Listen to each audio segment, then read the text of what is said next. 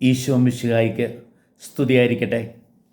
പ്രിയപ്പെട്ടവരെ, ഇന്ന് ആണ്ടുവട്ടത്തിലെ 20-ാം ഞായർ.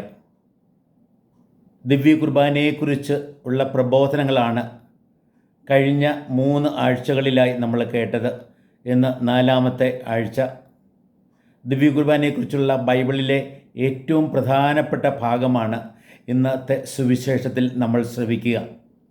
യോഹന്നാൻ്റെ സുവിശേഷം 6-ാമത്തെ അധ്യായത്തിൽ നിന്നാണ്. 6-ാമത്തെ അധ്യായം 51 മുതൽ 58 വരെയുള്ള വാക്യങ്ങൾ, അതാണ് നമ്മളിന്ന് കേൾക്കുക.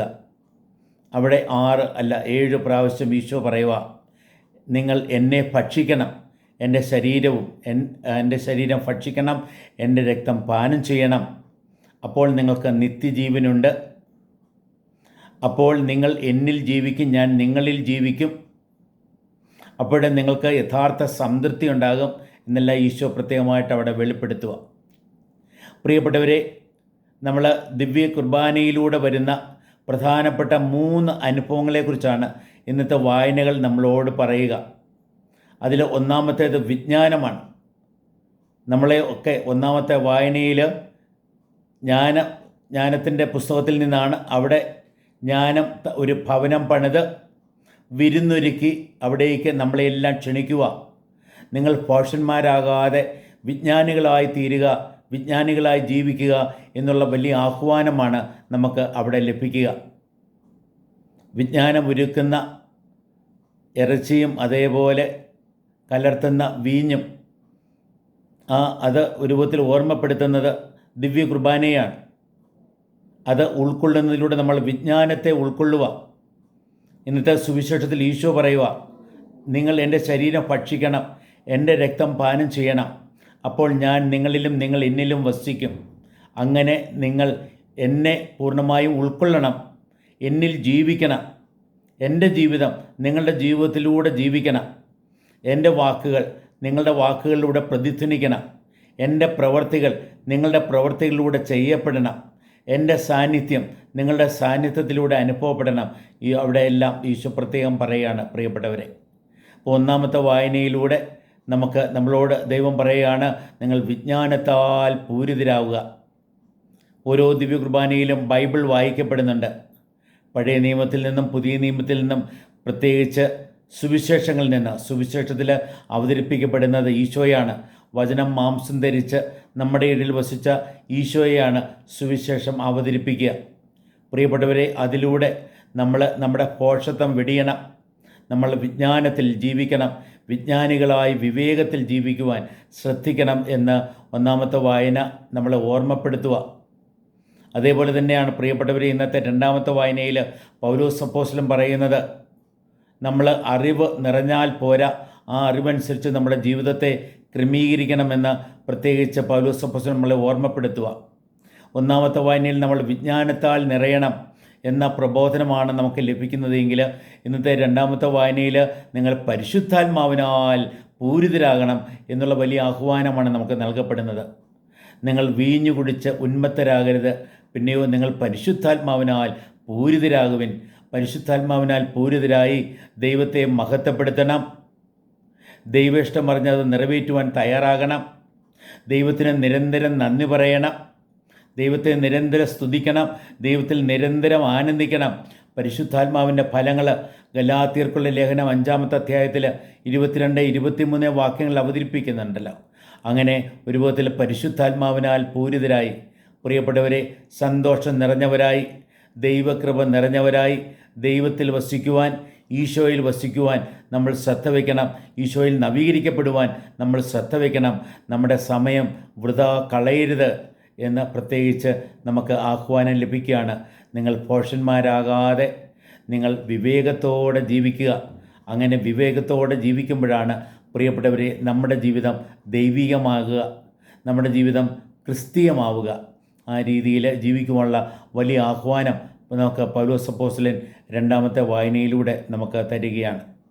പ്രിയപ്പെട്ടവരെ, നമ്മൾ ഇന്നത്തെ സങ്കീർത്തനം നമുക്ക് കഴിഞ്ഞ ആഴ്ചയിലും വരുന്ന ആഴ്ചയിലും ഇന്നും നമ്മൾ ആവർത്തിക്കുന്ന സങ്കീർത്തനം 34-ാം സങ്കീർത്തനമാണ്. അതിൽ 8-ാമത്തെ വാക്യമാണ് നമ്മുടെ പ്രതിവചനമായി വരുന്നത്.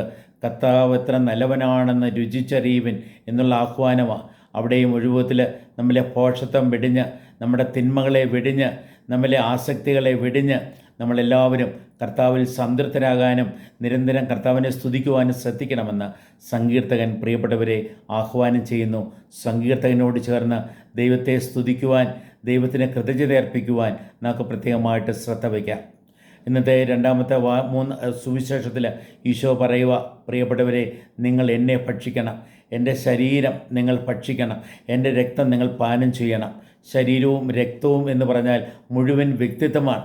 ഈശോയെ നമ്മൾ പൂർണ്ണമായും ഉൾക്കൊള്ളണം എന്നാണ് പ്രിയപ്പെട്ടവരെ നമുക്ക് അവിടെ ലഭിക്കുന്ന സന്ദേശം.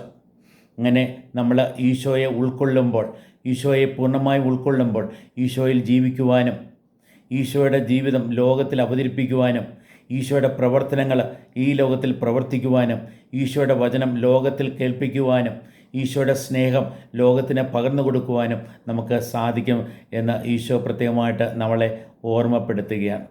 ഒരു വിധത്തിൽ ഇന്നത്തെ സുവിശേഷ ഭാഗമാണ് ബൈബിളിൽ ദിവ്യീകരണത്തെക്കുറിച്ചുള്ള ഏറ്റവും പ്രധാനപ്പെട്ട ഭാഗം. അവിടെ ഈശോ പറയും, ഞാനാണ് സ്വർഗത്തിൽ നിന്ന് ഇറങ്ങി വന്ന ജീവൻ്റെ അപ്പം, ജീവനേകുന്ന അപ്പം. ആ അപ്പം എൻ്റെ ശരീരമാണ്, എൻ്റെ ശരീരവും രക്തവുമാണ്.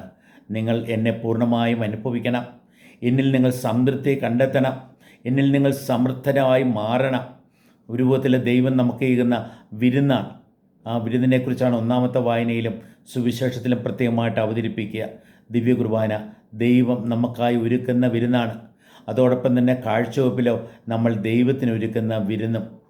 അന്ന് മറിയത്തിൻ്റെ സഹോദരി മർത്ത, ലാസറിൻ്റെ സഹോദരി മർത്ത, അല്ലെങ്കിൽ സക്കേവുസ്, മത്തായി, അവരൊക്കെ തങ്ങളുടെ ഭവനത്തിൽ കർത്താവിന് വിരുന്നൊരുക്കിയില്ലേ? അതേപോലെ കർത്താവിന് നിരന്തരം വിരുന്നൊരുക്കാൻ നമുക്ക് സാധിക്കണം. കർത്താവിനെ വിരുന്നുകാരനായി നമ്മുടെ ജീവിതത്തിലേക്ക് നിരന്തരം സ്വീകരിക്കുവാനും സ്വാഗതം ചെയ്യുവാനും നമുക്ക് സാധിക്കണം. അതോടൊപ്പം തന്നെ പ്രിയപ്പെട്ടവരെ, നമ്മുടെ ആ വിരുന്ന് ദൈവം നമുക്കേകുന്ന വിരുന്ന. പഴയ നിയമത്തിൽ മന്ന പൊഴിച്ച് ഇസ്രായേൽക്കാരെ ഒരു വിധത്തിൽ രക്ഷിച്ച ദൈവം അല്ലെ? പുറപ്പാട് അനുഭവത്തിൽ മരുഭൂമിയിലൂടെ യാത്ര ചെയ്യുമ്പോൾ വിശന്നു വലഞ്ഞ ജനത്തിന് സ്വർഗത്തിൽ നിന്ന് അപ്പം പൊഴിച്ചു കൊടുത്ത് മന്ന ഭക്ഷിച്ചു. ആ മന്ന പൊഴിച്ചു കൊടുത്ത് ജനത്തെ പരിപോഷിപ്പിച്ചു. അതിനേക്കാളും വലിയതാണ് ഈശോയേകുന്ന വിരുന്ന് എന്ന് ഇന്നത്തെ സുവിശേഷം പ്രത്യേകിച്ച് വെളിവാക്കുകയാണ്. അങ്ങനെ ദൈവം നമുക്ക് ഏകുന്ന വിരുന്ന്.